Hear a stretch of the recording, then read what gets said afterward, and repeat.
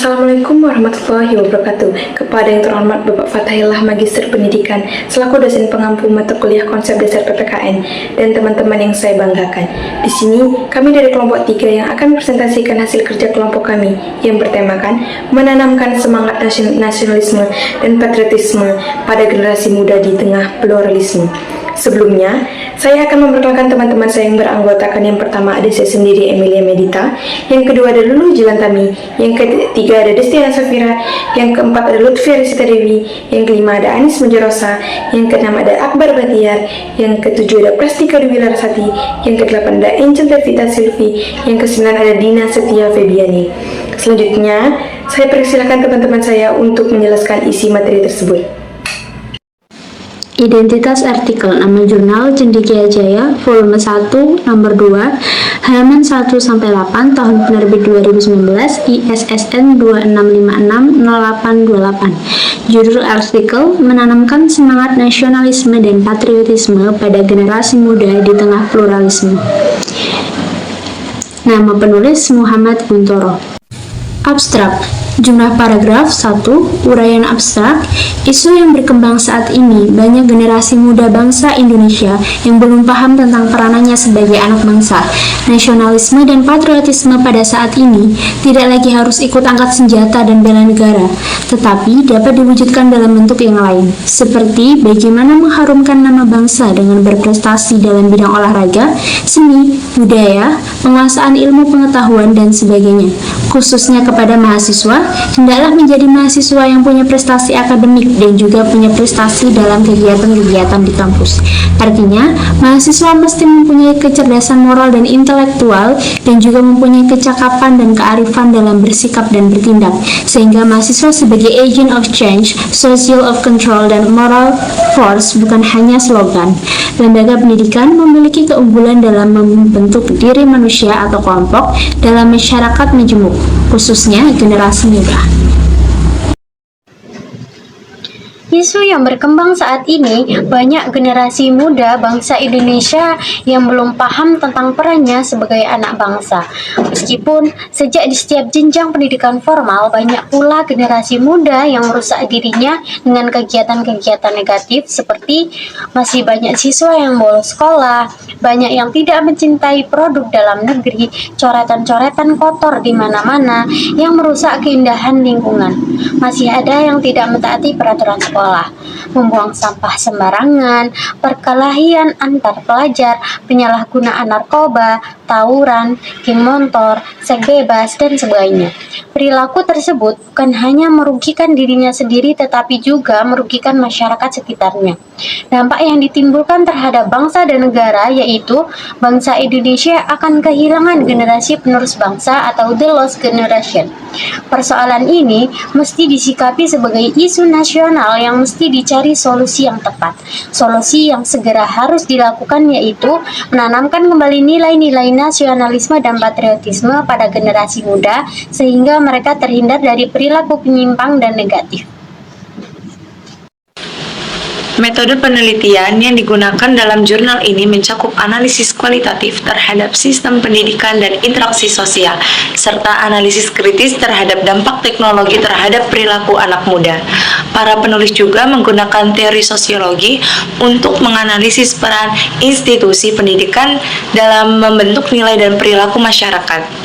Jurnal ini juga menggabungkan pengamatan terhadap dinamika sosial yang berubah dan dampak potensial dari teknologi tersebut, khususnya internet dan ponsel pintar, terhadap perilaku dan interaksi sosial kaum masyarakat. Untuk menganalisis ini mencakup pemeriksaan kritis terhadap potensi dampak negatif teknologi terhadap nilai-nilai dan perilaku masyarakat. Selain itu juga, jurnal ini juga memuat analisis kualitatif mengenai peran lembaga pendidikan dalam masyarakat untuk membentuk nilai-nilai dan perilaku masyarakat, khususnya dalam masyarakat yang majemuk. Para penulis membahas keuntungan dari pembagian pendidikan dalam menangani konflik dan mempromosikan nilai-nilai masyarakatnya. Selanjutnya pada bagian isi pembahasan A. Nasionalisme dan patriotisme secara teoritis. Nasionalisme adalah cinta tanah air dan patriotisme adalah rela berkorban untuk tanah air. Nasionalisme dan patriotisme adalah hal yang penting untuk dimiliki oleh generasi muda. Generasi muda adalah penerus bangsa dan mereka harus memiliki rasa cinta dan bangga terhadap tanah airnya. Mereka juga harus siap untuk berkorban demi tanah airnya. Nasionalisme dan patriotisme dapat diwujudkan dalam berbagai bentuk, seperti menjadi warga negara yang baik, misalnya dengan mematuhi hukum dan peraturan, membayar pajak, dan ikut serta dalam kegiatan sosial. Menghormati simbol-simbol negara, misalnya dengan mengibarkan bendera merah putih, menyanyikan lagu kebangsaan, dan menghargai lambang negaranya. Lalu bela negara, misalnya dengan mengikuti wajib militer, mengikuti latihan dasar kemiliteran, atau membantu pertahanan negara dalam keadaan darurat. Lalu berprestasi untuk mengharumkan nama bangsa, misalnya dengan meraih prestasi dalam bidang olahraga, seni, budaya, atau ilmu pengetahuan. Lalu selanjutnya konsep kemajemukan. Masyarakat Indonesia adalah masyarakat majemuk, yang berarti terdiri dari berbagai macam suku, agama, budaya, dan bahasa.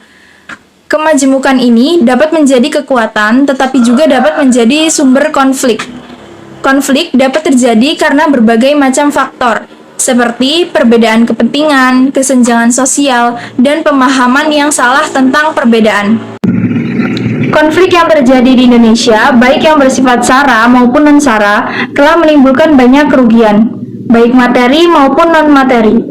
Untuk mengatasi konflik, pemerintah perlu melakukan berbagai upaya, di antaranya melalui pendidikan. Pendidikan diharapkan dapat menumbuhkan kesadaran masyarakat, termasuk generasi muda, untuk menghargai perbedaan dan hidup berdampingan secara harmonis. Semangat Sumpah Pemuda ini dapat menjadi salah satu langkah antisipatif para generasi muda untuk menangkal kerawanan konflik. Sumpah Pemuda juga mengajarkan kita untuk bersatu dalam bingkai Bhinneka Tunggal Ika. Dengan bersatu, kita dapat mengatasi segala perbedaan dan membangun bangsa yang sejahtera. Majemuk berikut adalah beberapa hal yang dapat dilakukan untuk mengatasi konflik dalam masyarakat, yaitu meningkatkan pemahaman tentang perbedaan, lalu mengembangkan sikap saling menghargai, dan menciptakan ruang dialog dan komunikasi, memperkuat nilai-nilai kebangsaan. Membangkitkan semangat nasionalisme dengan menghargai keberagaman. Pentingnya membangkitkan rasa nasionalisme di Republik Indonesia dengan menghargai keragaman etnis dan budaya. Sejak Kongres Pemuda tahun 1928, semangat Sumpah Pemuda telah menyatukan Indonesia sebagai tanah air yang satu, bangsa Indonesia yang satu, dan bahasa Indonesia yang satu. Bhinneka Tunggal Ika sebagai semboyan persatuan menjadi landasan untuk menjaga makna kebersamaan dalam kerangka Negara Kesatuan Republik Indonesia NKRI. Dalam konteks ini perlu menghapus pikiran-pikiran yang merusak dan tidak bertanggung jawab yang dapat mengganggu semangat nasionalisme semua warga negara tanpa memandang asal-usul atau wilayah memiliki hak, kewajiban, dan tanggung jawab yang sama terhadap bangsa dan negara. Dengan memegang semangat nasionalisme yang tinggi atau menghargai suatu keragaman seperti yang dimaksud di atas makna, pada akhirnya nanti sebagai pemegang pemilihan tertinggi benar-benar akan menikmati peserta demokrasi ini secara langsung, umum, bebas, dan rahasia, serta jujur dan adil sesuai dengan yang diamanatkan Undang-Undang Dasar 1945 Pancasila. D. Pengaruh globalisasi terhadap nilai-nilai nasionalisme di era globalisasi. Di era globalisasi saat ini, pengaruh globalisasi terhadap generasi muda Indonesia sangat signifikan, terutama dalam konteks kehilangan nasionalisme globalisasi, terutama melalui teknologi informasi dan internet, telah mengakibatkan anak muda kehilangan identitas dan kepribadian bangsa Indonesia. Meskipun teknologi ini memiliki potensi positif, banyak anak muda yang kurang bijak dalam penggunaannya, seperti terlihat pada kecenderungan penggunaan internet dan ketergantungan pada handphone. Akibatnya, aspek sosial dan nilai-nilai sopan santun menurun, dan banyak yang menjadi kurang peduli terhadap lingkungan dan masyarakat. Selain itu, kebebasan dan keterbukaan yang diusung oleh globalisasi juga dapat memicu tindakan anarkis di kalangan generasi muda. seperti tindakan kekerasan yang merugikan ketentraman dan kenyamanan masyarakat. Jika tren ini dibiarkan, generasi muda bisa kehilangan rasa cinta terhadap budaya dan nilai-nilai bangsa sendiri. Dengan demikian, dampak globalisasi yang tidak terkendali dapat merusak moral dan nilai nasionalisme generasi muda Indonesia, membawa konsekuensi negatif terhadap keberlangsungan harmoni dan identitas bangsa. Pengaruh globalisasi terhadap nilai-nilai nasionalisme di era globalisasi.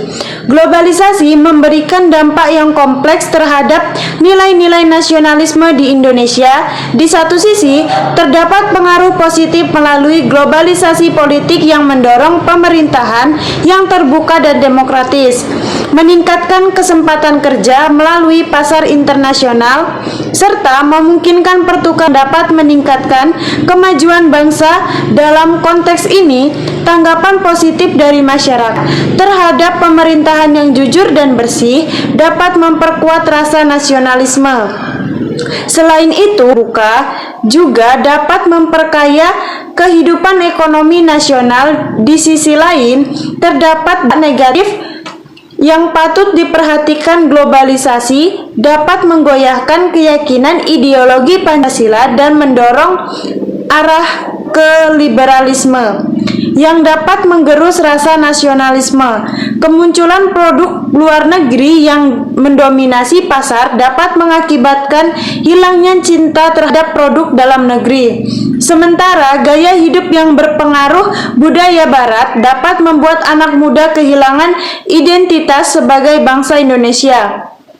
Selain itu, kesenjangan sosial yang tajam juga dapat timbul sebagai dampak persaingan bebas dalam globalisasi ekonomi. Secara keseluruhan, meskipun terdapat dampak positif dari globalisasi, pengaruh negatifnya cenderung lebih dominan. Diperlukan langkah-langkah antisipasi untuk menjaga nilai nasionalisme agar tidak terkikis oleh arus globalisasi yang terus berkembang.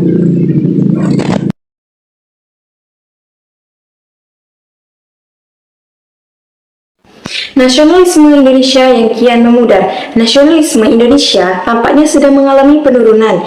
Pertanyaannya, apakah nasionalisme ini akan segera berakhir menjadi penting, terutama saat kita merayakan Hari Sumpah Pemuda pada 28 Oktober 1928. Pada saat itu, pemuda Indonesia bersatu untuk memiliki identitas tanah air dan bangsa yang sama. Namun, sekarang nasionalisme bisa menghilang jika kita tidak terus membangun dan membentuknya.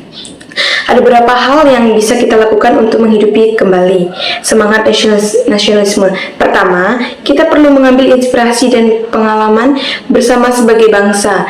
Ini bisa menjadi semacam semangat baru untuk membangkitkan nasionalisme. Yang kedua, Indonesia adalah negara yang sangat beragama.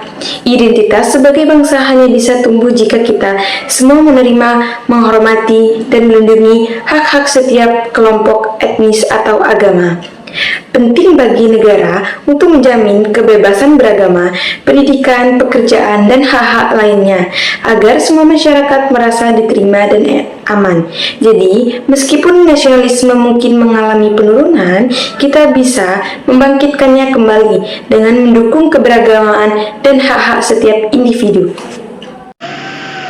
Dari jurnal tersebut dapat disimpulkan bahwa nilai-nilai universal hendaklah dibudayakan untuk generasi muda dalam masyarakat pluralistik. Untuk mensosialisasikan nilai universal tersebut, peran lembaga pendidikan sangat dibutuhkan.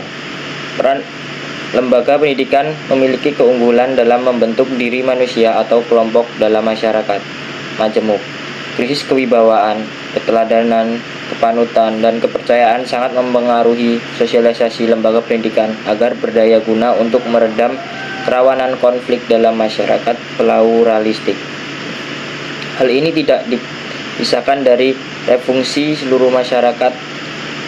Peran lembaga pendidikan perlu didukung agar dapat menjalankan fungsinya dengan baik, yaitu mensosialisasikan kepada anak bangsa pemilik masa depan nilai-nilai universal yang melampaui nilai-nilai partikular kelompok-kelompok dalam masyarakat pluralistik. G. Komentar. Kelebihan artikel ini adalah 1. Relevansi. Artikel ini relevan dengan isu-isu sosial dan pendidikan yang penting seperti nasionalisme, pluralisme, dan pengaruh globalisasi terhadap generasi muda.